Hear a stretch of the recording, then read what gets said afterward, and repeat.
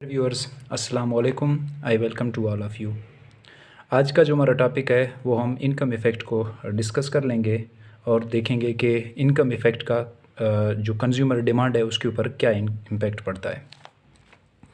इससे पहले हम पढ़ चुके हैं ऑर्डिनल अप्रोच के अंदर के कंज्यूमर का इक्विलिब्रियम किस पॉइंट पे होता है, और ये हमें अच्छे से पता है कि जहाँ पे इंडिफरेंस कर्व और बजट लाइन का जो टेंजेंसी पॉइंट है, जो जहाँ पे टेंजेंट होते हैं, वो कंज्यूमर इक्विलिब्रियम का पॉइंट होता है और वो मैक्सिमम यूटिलिटी का भी केस होता है। तो अगर ये हम यहाँ पे कर्व बनाएं और ये हमारे पास बजट लाइन है और ये इंडिफरेंस कर्व है और यहाँ पे ऑप्टिमम पॉइंट होता है। इसके फिर हमने एप्लीकेशन वगैरह देख लिए थे पिछले वीडियो में।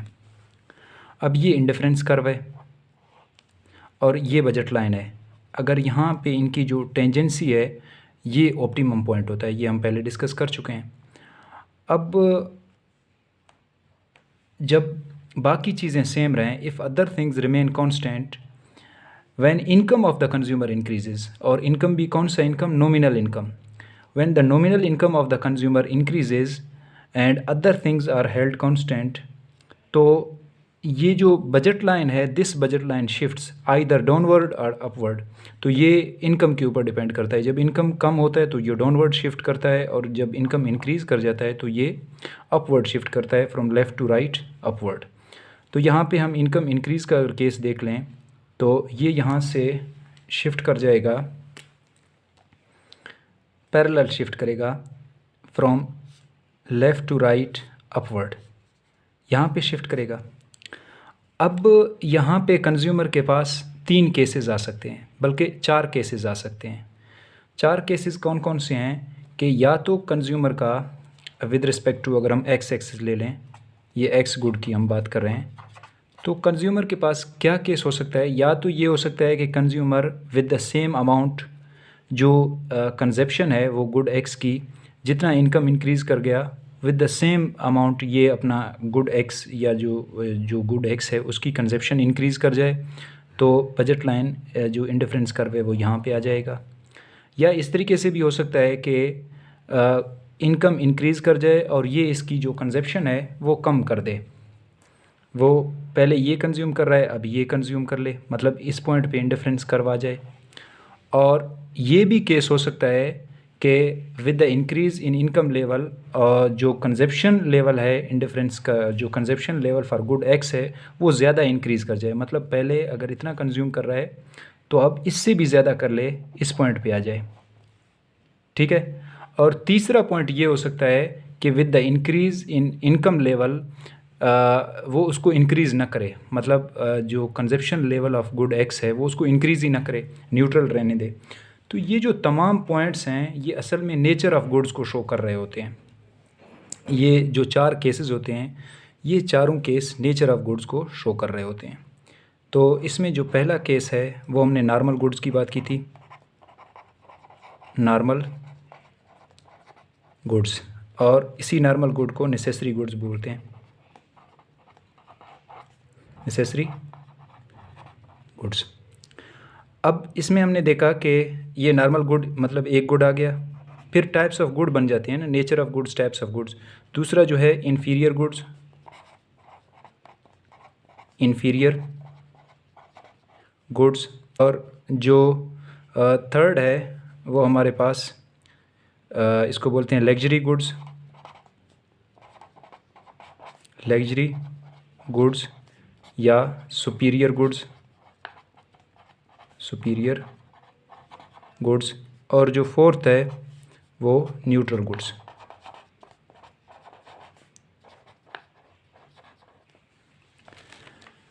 अब ये क्या होते हैं और ये किस तरीके से इफ़ेक्ट करते हैं उसके ऊपर, तो वो हम देख लेते हैं। अब एक चीज़ और नोट करने की है, यहाँ पे एक टर्म हमारे पास आता है जिसको बोलते हैं इनकम कंजप्शन कर्व, ICC। तो इनकम कंजप्शन कर्व क्या होता है? अगर ये हमारे पास इंडिफरेंस कर्व है, इस पॉइंट पे ये दोनों टेंजेंट हैं, बजट लाइन और इंडिफरेंस कर्व, और जो कंज्यूमर का इनकम जब इंक्रीज़ कर जाता है, अगर वो अपना इनकम यहाँ पे मतलब अब कंज्यूम कर रहा है, इंडिफरेंस कर्व और बजट लाइन यहाँ पे अब इंटरसेक्ट आपस में टेंजेंट हैं, तो यहाँ से एक लाइन ड्रा होता है ओरिजिन से, और ये जो टेंजेंसी पॉइंट है यहाँ से कट करके दोनों टेंजेंसी पॉइंट से आगे जाता है।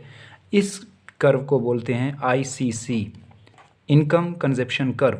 तो इनकम कंजप्शन कर्व असल में क्या होता है, अगर इसको हम डिफ़ाइन करना चाहें तो हम कह सकते हैं कि income consumption curve is the adjoining of all tangency points. Tangency points of what? Tangency points of indifference curves and budget lines. ये इंडिफरेंस कर्व है और ये बजट लाइन है।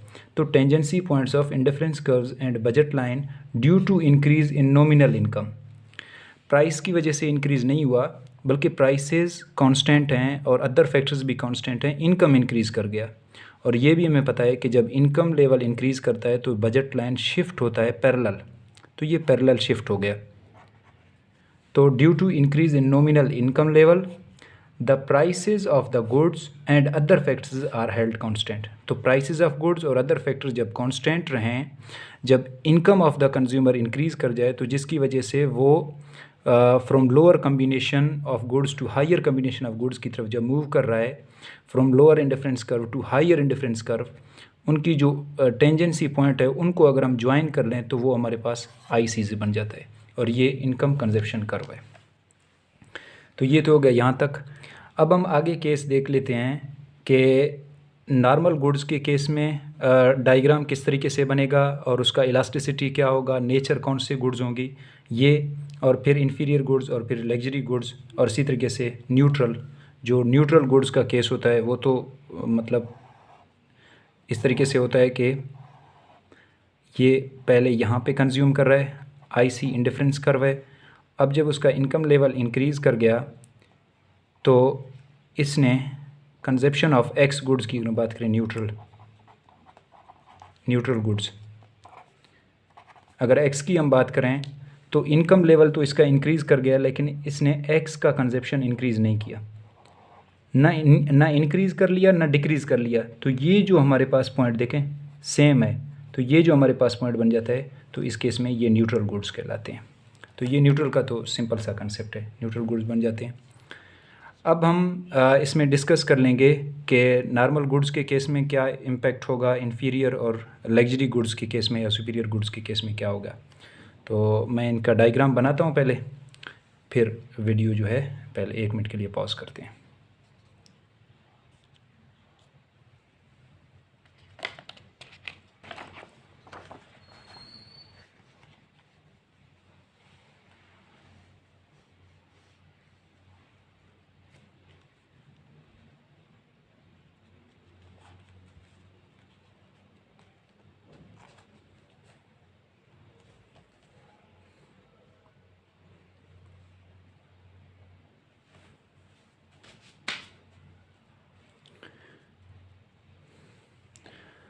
जी, तो ये हमारे पास हो गया income effect in case of normal goods. अब नॉर्मल गुड्स के केस में क्या होता है कि नॉर्मल गुड्स के केस में जब कंज्यूमर का इनकम लेवल इंक्रीज़ कर जाता है तो वो कंजप्शन भी इंक्रीज़ करता है नॉर्मल गुड्स की।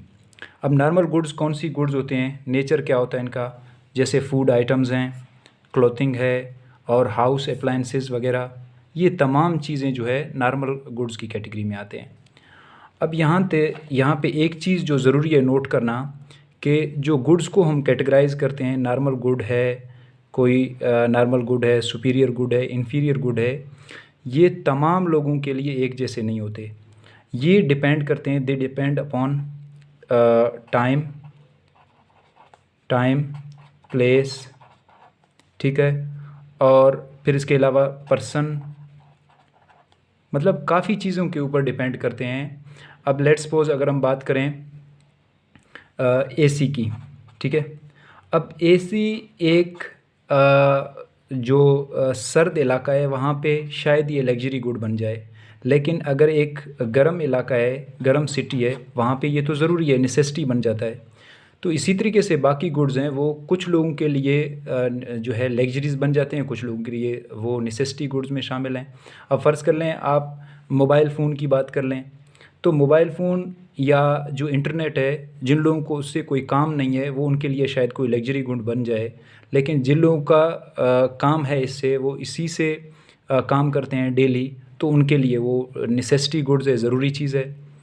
और टाइम की अगर हम बात करें तो वक्त के साथ साथ चीज़ों की नेचर भी चेंज हो जाती है। ये तो प्लेस की बात हो गई कि प्लेस में कौन सी गुड्स इम्पोर्टेंट लग्जरीज़ हैं, कौन सी नॉर्मल हैं।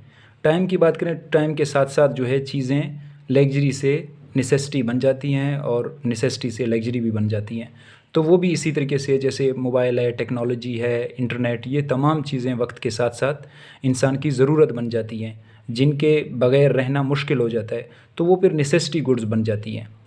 तो ये जो है पॉइंट नोट करने की है कि जब हम क्लासिफ़िकेशन करते हैं चीज़ों की, गुड्स की, कि नॉर्मल गुड्स हैं, इन्फीरियर गुड्स हैं, सुपीरियर गुड्स हैं, ये तमाम लोगों के लिए एक जैसे नहीं होते। कुछ लोगों के लिए कुछ चीज़ें नॉर्मल होती हैं, कुछ लोगों के लिए वो लग्जरी बन जाती हैं, कुछ लोगों के वो नेसेसिटी बन जाती हैं, कुछ लोगों के लिए वो न्यूट्रल हो जाती हैं।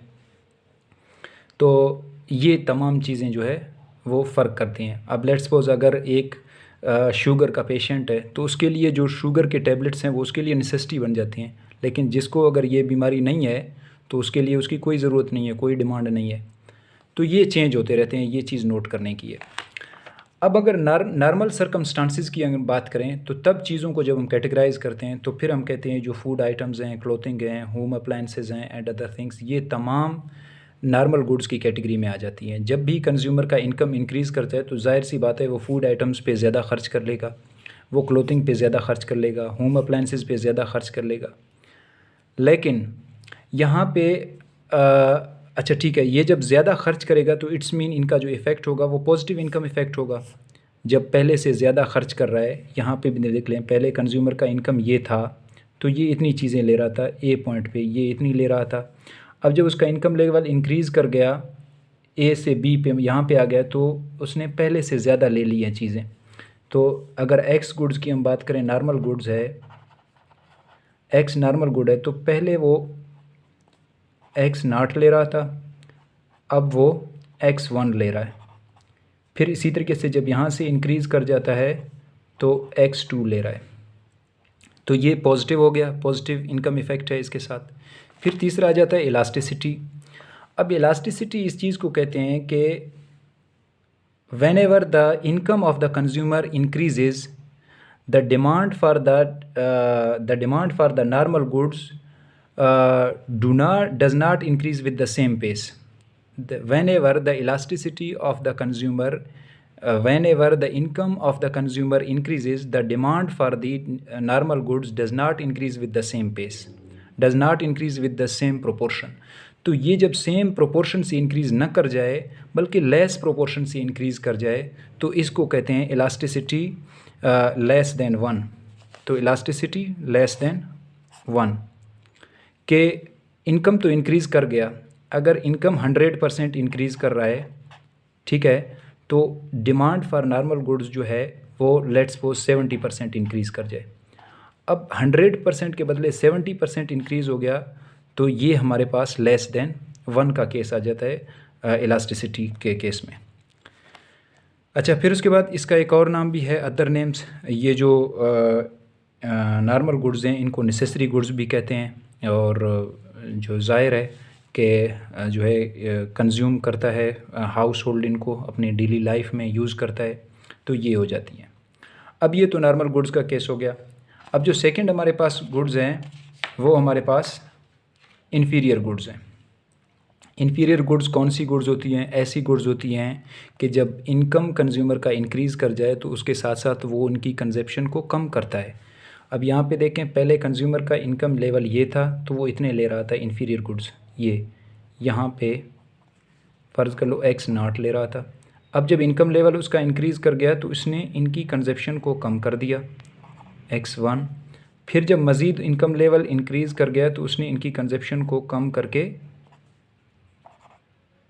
ये x2 यहाँ पे आ गया।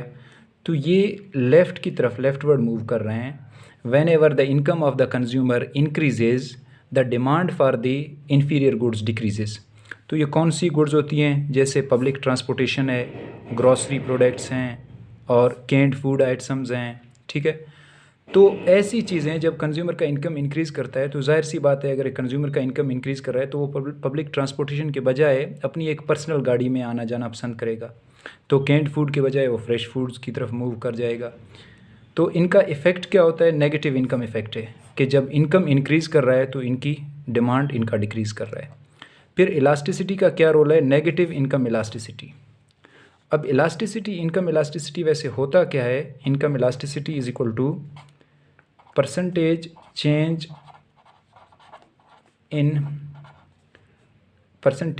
इन quantity demanded for good divided by percentage change in income. Income में कितना चेंज आया उससे क्वांटिटी डिमांड में कितना चेंज आया, तो ये होता है elasticity, income elasticity of demand. तो यहाँ पे हम देख रहे हैं कि ये इनकी डिमांड कम हो रही है तो इनकी परसेंटेज चेंज डिमांड कम हो रही है। जब इनकम बढ़ रहा है तो ओवरऑल जो इम्पेक्ट आता है वो हमारे पास नेगेटिव आता है। तो ये हमारे पास केस हो गया इन्फीरियर गुड्स का। अब जो हमारे पास लास्ट केस है वो लग्जरी गुड्स का है। अब लग्जरी गुड्स कौन सी गुड्स होती हैं? लग्जरी गुड्स हमारे पास एक्सपेंसिव कार्स होती हैं, फाइन डाइनिंग, एक्सेसरीज़ जैसे ज्वेलरीज़ वगैरह, मतलब ये तमाम चीज़ें। अच्छा, इनके केस में क्या होता है कि whenever the income of the consumer increases, a large chunk of income is being spent on the luxury goods। तो वो ज़्यादा इनकम का जो पोर्शन है वो इसके ऊपर ख़र्च किया जाता है, तो वो कहलाते हैं सुपीरियर गुड्स या इनको कहते हैं लग्जरीज गुड्स। तो यहाँ पे देखें x0 था, जब इनकम इंक्रीज़ कर गया x1 पे आ गया, फिर x2 पे आ गया, तो इतना ज़्यादा इंक्रीज़ आ रहा है due to increase in income. तो ये हमारे पास सुपीरियर गुड्स कहलाती हैं। इनका इफ़ेक्ट क्या होता है? जैसे कि एक्सप्लेन किया है कि पॉजिटिव इफ़ेक्ट होता है। ऑब्वियसली जब इनकम इंक्रीज़ कर जाता है तो इंसान मूव करता है कंफर्टेबल लाइफ की तरफ, वो लग्जरीज़ की तरफ मूव कर लेता है, तो पॉजिटिव इफ़ेक्ट है। फिर इलास्टिसिटी की हम बात करें तो as I as explained earlier कि large chunk of income is being spent on superior goods, मतलब इनको ज़्यादा पहले से ज़्यादा लिया जा रहा है, इनकी डिमांड ज़्यादा इंक्रीज़ कर जाती है। तो इनका जो इलास्टिसिटी ऑफ डिमांड है दैट इज़ ग्रेटर दैन 1, मतलब percentage change in quantity demand is greater than the percentage change in income. तो इलास्टिसिटी ऑफ डिमांड के केस में क्या हो रहा है? Percentage change in income is less than percentage change in demand. तो इसके केस में डिमांड इसका ज़्यादा बढ़ रहा है as compare to change in income. तो ये हमारे पास जो गुड्स होती हैं ये सुपीरियर गुड्स कहलाती हैं, और इनका जो इनकम कंजप्शन कर्व है वो कुछ इस तरीके का बनेगा। अब एक छोटी सी एग्जांपल दे देता हूँ ताकि आसानी हो जाए कि what are normal goods, what are inferior goods, what are superior goods, ये तमाम केसेस ये क्या होते हैं। अब फ़र्ज़ कर लें अगर हम इन्फीरियर गुड्स की बात करें, इन्फीरियर, लेट्स सपोज हम बात करें इन्फीरियर की, तो मिसाल छोटी सी ले लें समझने के लिए, कंसेप्ट क्लियर करने के लिए। वो है पब्लिक ट्रांसपोर्ट।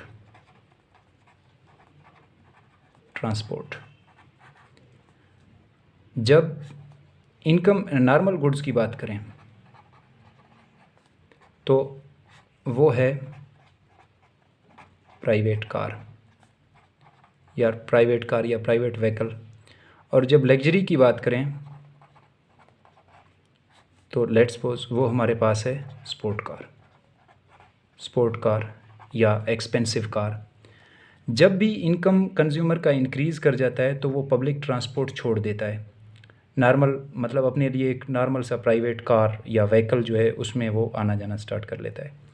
और जब भी इनकम लेवल मज़ीद ज़्यादा इंक्रीज़ कर जाए कंज्यूमर का, तो वो चाहता है कि वो लग्जरी कार में आना जाना स्टार्ट करे, एक्सपेंसिव कार वगैरह ले ले। तो ये जो एक्सपेंसिव कार का केस है ये लग्जरीज गुड्स में शामिल है। जो प्राइवेट नॉर्मल सी जो व्हीकल है वो नॉर्मल गुड्स के केस में शामिल है, और जो पब्लिक ट्रांसपोर्ट है वो इन्फीरियर गुड्स के केस में है। ये एग्जांपल सिर्फ़ और सिर्फ कंसेप्ट क्लियर करने के लिए, थोड़ा एक आइडिया बिल्ड करने के लिए दिया गया है कि ताकि डिफ्रेंशिएट कर सकें, वरना नेचर ऑफ गुड्स, जो हैं वो टाइम और person to person, time to time, place to place change होती रहती हैं। तो आप ये नहीं कह सकते कि ये चीज़ नॉर्मल है, ये चीज़ ये, तो वक्त के साथ साथ, जगह के साथ साथ, टाइम के साथ साथ वो फिर चेंज होती रहती है। तो this was all about for today. अब इससे मुतल्लिक अगर आप लोगों का कोई क्वेश्चन हो तो कमेंट बॉक्स में आप ज़रूर कमेंट करें। तो मिलते हैं इंशाल्लाह नेक्स्ट लेक्चर में, तब तक मुझे दीजिए इजाज़त। अल्लाह निगहबान।